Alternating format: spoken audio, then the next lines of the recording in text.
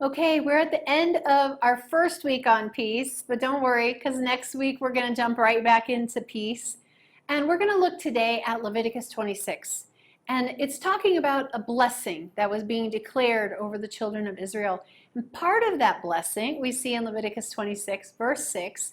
It says, I will grant peace in the land, your land, where you live. You will lie down, and no one will make you afraid. That sounds good. I will remove wild beasts from the land, and the sword will not pass through your country. Well, you know what? I can tell you that all the wild beasts have not been removed from this land because we just killed a giant scorpion in our kitchen 2 nights ago. Not exaggerating. It was the same size as my hand.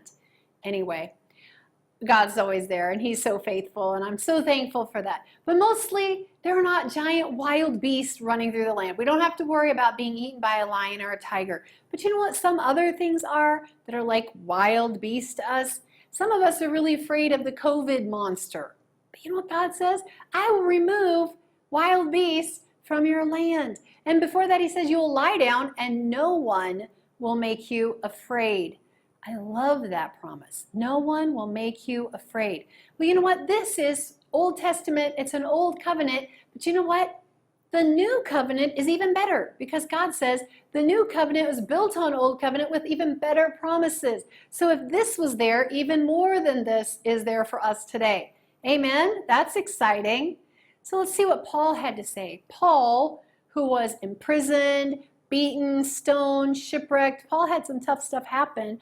Paul says, when he's writing to the Thessalonians in 2 Thessalonians 3:16, he says, may the Lord of peace Himself, okay, not someone else, not his friends, not an angel, but the Lord of peace Himself give you peace at all times and in every way.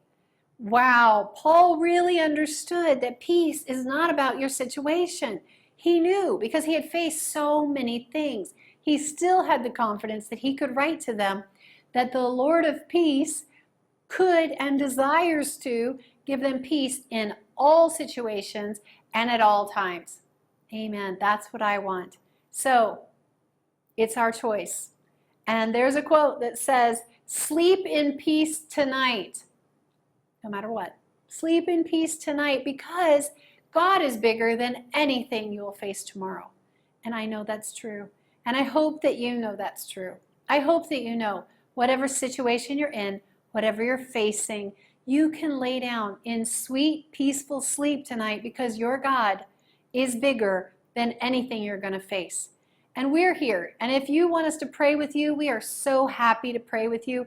Please just send us your prayer requests and we'll call you and we'll pray with you. But just know that our God is the God of peace. Nothing is too difficult for Him. And He is there with you in the midnight hour, and He will make a way.